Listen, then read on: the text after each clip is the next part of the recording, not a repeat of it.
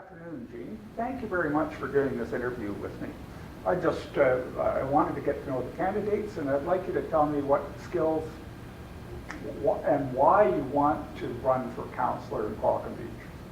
Well, Court, I've been in this community as a business person operating a clothing store for over 22 years.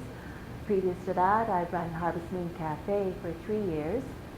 And I've always gotten involved in the community. I've raised 3 children in this community as well. They've gone through our local schools and through the programs offered by RDN.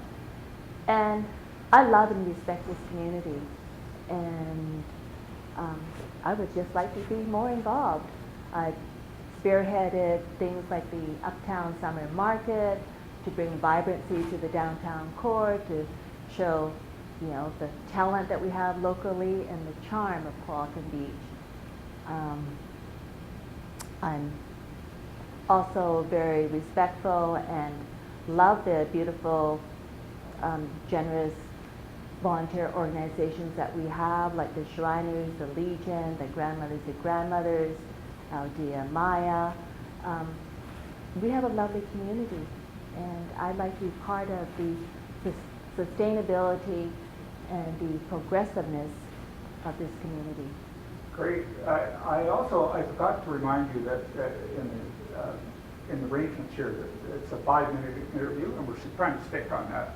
So we have gone through a little bit, but I forgot to mention that at the beginning, but I just thought I'd remind that for you. So 5 minutes is actually a long time, you're going to find. Well, another question I ask people, and I'm often interested in, is, and a difficult question for most people to answer, what would be one of your weaknesses or one of the challenges you have when it comes to this position? Well, I'm going to take the Dale Carnegie crash course on speech making. I've discovered that, for people to totally understand your passion and what you want to do, you've got to be able to present it well. So that would be one of my weaknesses. My other weaknesses is I can't be perfect. I'm just human. But, Oh, no. But you have my passion. I'm committed. I'm all about teamwork. I'm collaborative. And I'm caring. So, here's my heart. Great. And the other thing is there any one area that you're really concerned with as far as council goes? Is there something that stands out, jumps out on top of the many issues facing the community? Well, Court, I'm so glad you're asking that question. On the top of my list is transparency and accessibility to our city council.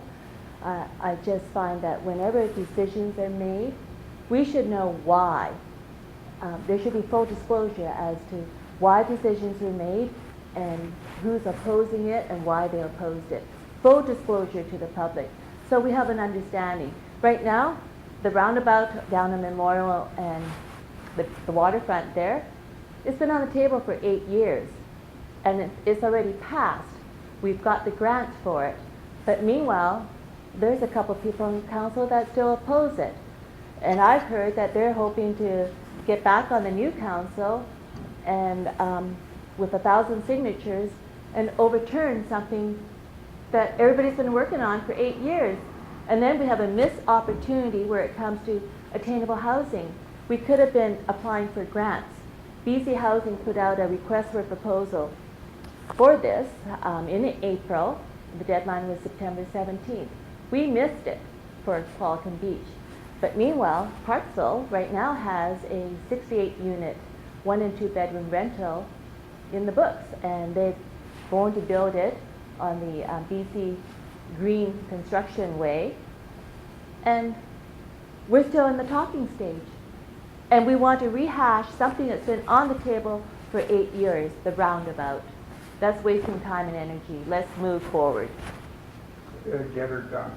That's right, and that's what I like to bring is fresh energy. Roll up my sleeves and get it done. See, I rolled up my sleeves already.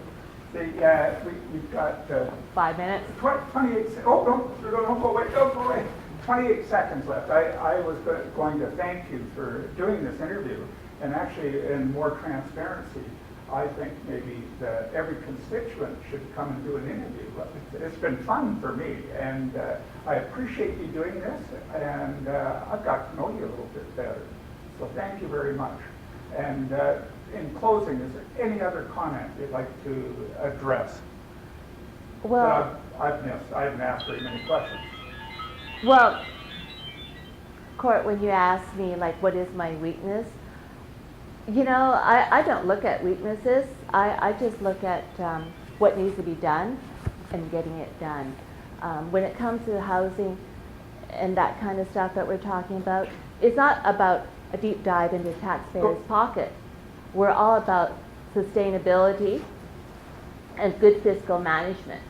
And I come from an immigrant family. My parents fled communist China, and they went and worked hard in a little restaurant in a little village, the only restaurant in the whole little village, and worked hard. And later on, we moved to the city of Saskatoon, and I was born in Saskatchewan. And you know, my dad worked harder. At the end of the day, when we were growing up, he fundraised and built a senior home for low-income people. It's 3 stories high, chock-a-block full, and that was by fundraising. It wasn't about like saying, taxpayers, let's get involved. He did, it was before the Netflix time. We had movies at the church. He canvassed wholesalers, provide food, had picnics along the Saskatchewan River. And we had a big house along the Saskatchewan River. We had the Liberal campaign fundraiser dinners for Paul Martin and Rennie Levesque, $500 a plate at our house. We did that for a few years. But my dad wasn't only Liberal. Our good friend was Roy Romano.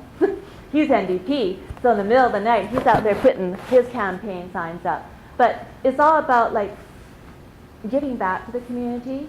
And he was able to get the help of provincial and federal governments to do this. And we can do it too for our communities. And Thank you very much.